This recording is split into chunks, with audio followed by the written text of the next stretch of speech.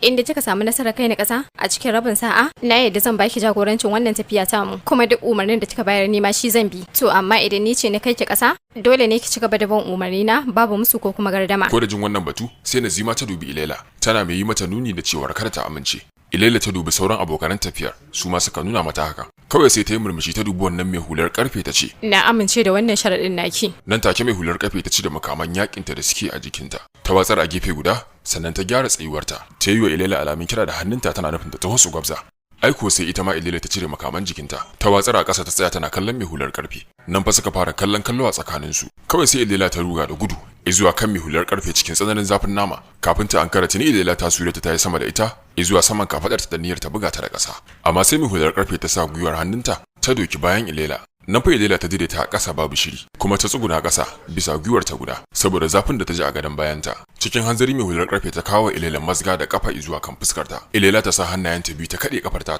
Nan fa suka rugunsume da azababban fada. Ya zama da cewa suna kaiwa junansu naushi da bugu hannu da kafa. Haka da suka ci gaba da gwabzawa kowace na kokarin kai yar uwarta kasa. Amma ina a biya gagara. Sai da suka shafe dakiku 45 suna gwabzawa har sai da ya zama da sun yi wa junansu jini da majina. Amma duk da haka suna iya jurewa. Wannan al'amari yayi matakar daure su Nazima kai domin gashi a zahiri jaruma mai hular karfe tafi Ilela girma da kwarjini gami da kirar karfi amma sai gashi karfin su yana neman zuwa daya a wannan lokaci dai su Nazima ba su san lokacin da suka fara wa Ilela tafi ba ko da ganin haka sai mai hular karfe ta fasata ainun dan haka sai ta ja da baya ta gyara tsayuwa ta ya fito Ilela da hannu a karo na biyu daga nan haka sai Ilela ta ji a jikinta cewar wannan karan fa akwai wani mugun tanadi da wannan mai hular karfe ta yi mata ganin haka yasa ita ma ta tunanin lalle ya kamata ta soya salo maimakon Ilela ta ruga da gudu zuwa kan mai hular karfe sai ta tunkare ta da dan sauri a maimakon gudu tana zuwa da ita sai ta kaiwa kafar ta sura cikin zafin nama mai hular karfe ta janya kafar ta kafin Ilela ta yi wani yunkuri tuni mai hular karfe ta rungume ta ta yi amfani da hannayenta guda biyu ta matse gadan bayan Ilela ta kwarma uban ihu sakamakon tsananin zafin da ta ji domin ji ta yi kamar kasusuwan bayan ta sun karye